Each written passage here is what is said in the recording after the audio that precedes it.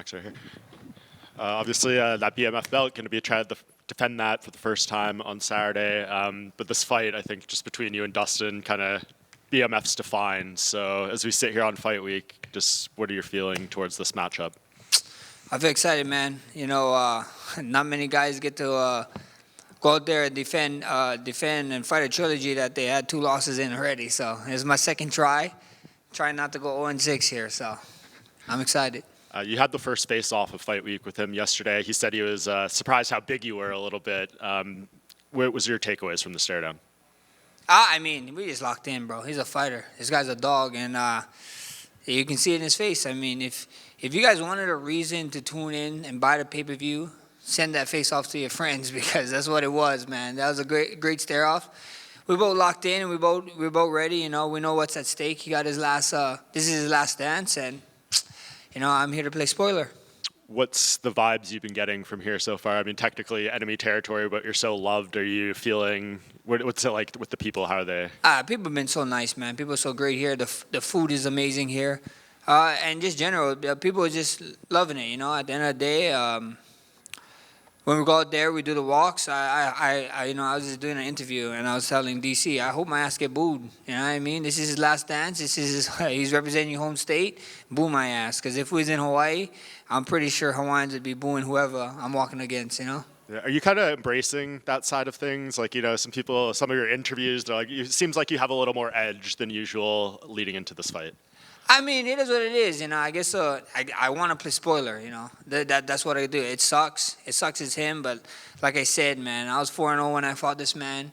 First time, I was 13-fight win streak. Second time, he did me dirty, so I guess I got to do him dirty in his retirement fight. Yeah, there you go. I think you said in one of your video blogs, like last week when you first got here, that you were 155 already when you were eating the food and stuff. Was that a bit of a joke, or what's the weight like now? No one's ever on the weight that one, that far out. And if you are, then you're in the wrong weight class, buddy. Yeah, I guess. How do you feel physically, like knowing that featherweight's completely behind you? They obliged and took you out of the rankings finally. Finally, yeah. Oh man, only took me to freaking. Threaten them, It makes no sense. I'm great, Just being able to focus on this camp and not even teeter-tottering on the chance of we might go back down, so we can't do certain things or we can't supplement certain ways. So at the end of the day, these 155 camps is the best. I feel good. I feel great. I get to eat a lot more during camp. And even if there's times at 45 where I'm like, I want to eat, and then I go step on the scale and it's like, oh shit. You can't do it. So these 55 camps is way more enjoyable. Yeah, and of course, Dustin's wanting to win the fight himself, but I think he said your early victory is the cooler floral shorts. Would you agree you have the better custom ones here? Yeah, I know. It's pretty nice, but, after, they need to let us change the color of the shorts. Come on. Venom or UFC, let us change it up a little bit. We know we're gonna sell it, so we see it happen. His is cool too. Everybody who got custom shorts is pretty sick. So I'm just happy that I'm one of the fighters that got it. I was one of the first ones, so that was dope. Yeah, and he's gonna have Lil Wayne walk out with him apparently for his walkout. If you could have someone for whenever your retirement fight comes, rap you out or sing you out, who would it be? If I had to send somebody, it gotta be my man Moki Boy, the guy who sings my Hawaiian kickboxer. It needs to be him. Anybody else that would just be disrespectful. I walk into Hawaiian kickboxers for forever now, so if he could do that, I'd be sick. Max, you've always been really good-natured about the second loss to Dustin, but was that one that you've always wanted to get back, right? Because it was a very close fight, and you were coming in on short notice and didn't have the time to bulk up. So was there something about that loss that particularly pissed you off?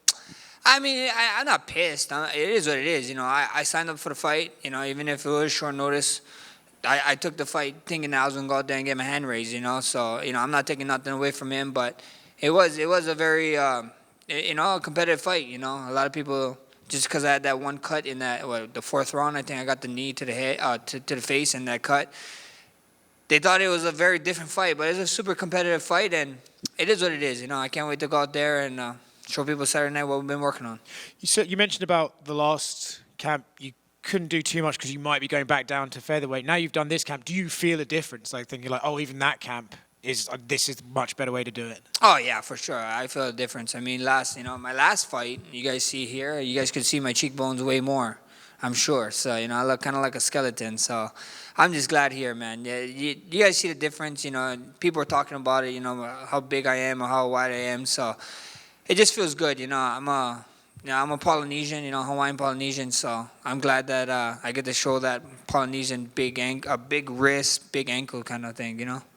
It's happened a couple of times to you now in your career, so I'm sure you're used to it. But you know, when you had the Volk fights, it felt like, oh, Max's time's gone, and then suddenly you're fighting Topuria again because you got your way back up there. And then I feel like in Abu Dhabi, you even said this is not a funeral after the fight. I felt a bit like, oh, he's lost to Topuria, his time's over again. But realistically, one win over Dustin Poirier, you're right back in the title picture again. Do you believe you can force that Ilya rematch to happen? For sure, 100%. You know, it's all about moments, you know. If I go out there, have a 300 moment, bro, I'm right there for a title shot. And if it's not for a title shot, then I'm right there for a number one contender shot, you know, whoever it may be. I mean, I see, first things first is always Dustin, but, you know, at the end of the day, you know, I see the media, I see people talking, I see people chirping. And Charles saying too, you know, like I said, I was the happiest guy in the world, bro, when I saw Charles and Topuria fighting. I got history of both of them, and they're fighting, you know, a couple weeks before us. I was like, man, this is...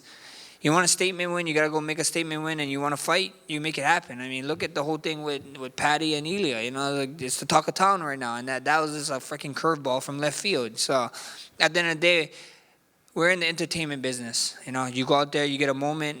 Who's to say that I'm not the next one? If not, one more. Is that part of the not necessarily strategy, you've got to win the fight right, but do you have it in your mind that, like, I want to make this thing cool, you know, I got to get cool stuff going? Yeah, and especially with a guy like Dustin, you know what I mean? You know, like I said, you know, everybody keeps saying, you know, if you guys get to the last round and you get to the point where you can do the point down in the last 10 seconds, are you going to give it to Dustin? And I was like, man, Dustin might beat me to it, you know what I mean? So he might point down before me.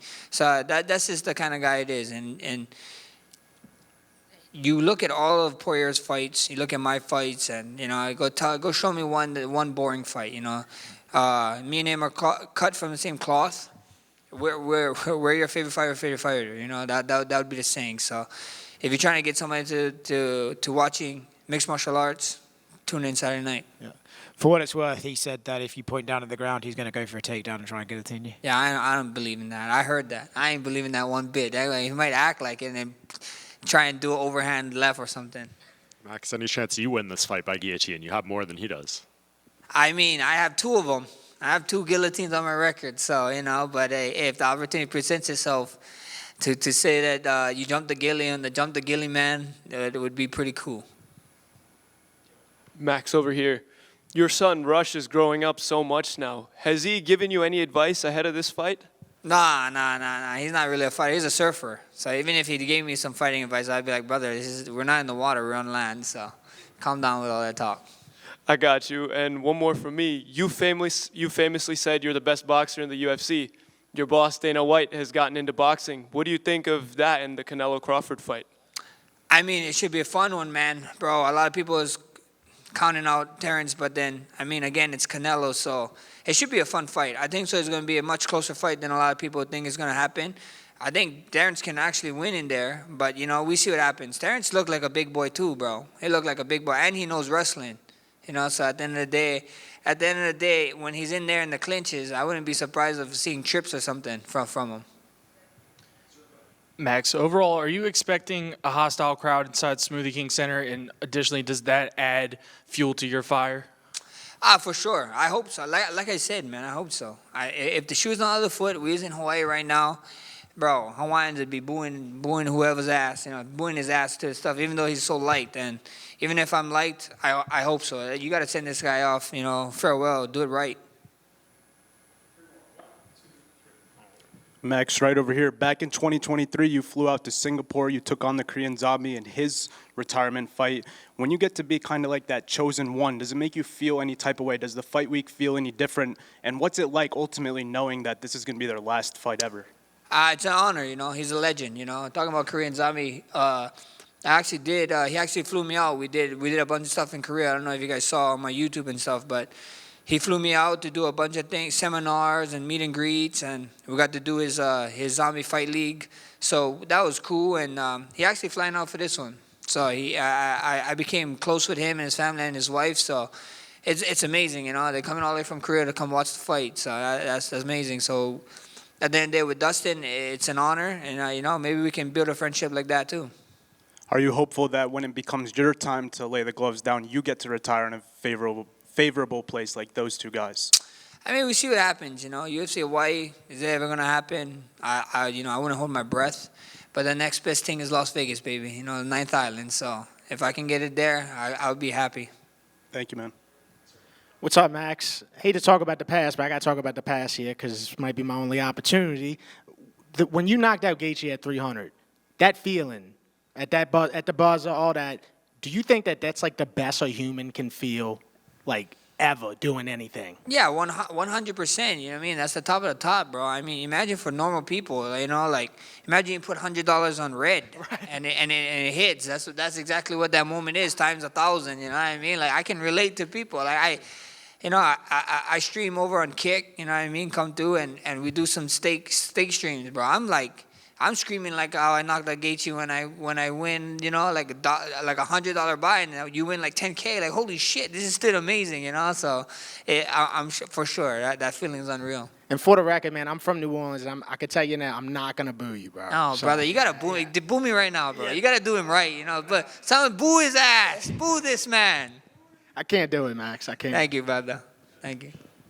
Devin Johnson. Max, you've had an enduring career, one that spanned many fights. I just wanted to ask, what is the recovery process that goes into being a UFC fighter?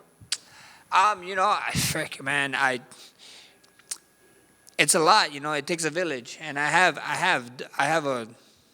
For how long I've been in the UFC, I have a lot of doctor friends now, so that is great. If you can, be friends with your doctor friends so you can call them up at any time. I call them up at any time, and then some of them are rehab people too, so I call them up. They fit me in their schedule, so it takes a lot. It takes a village, and it does help with my wife, you know, what I'm eating. Like before in my younger days, I used to balloon up like crazy and just eat whatever I want to. Now I eat something, I get heartburn, so you gotta be smart about that. So eating and recovering and taking it serious. And I got family members that own recovery centers, so it's always good having friends and family around.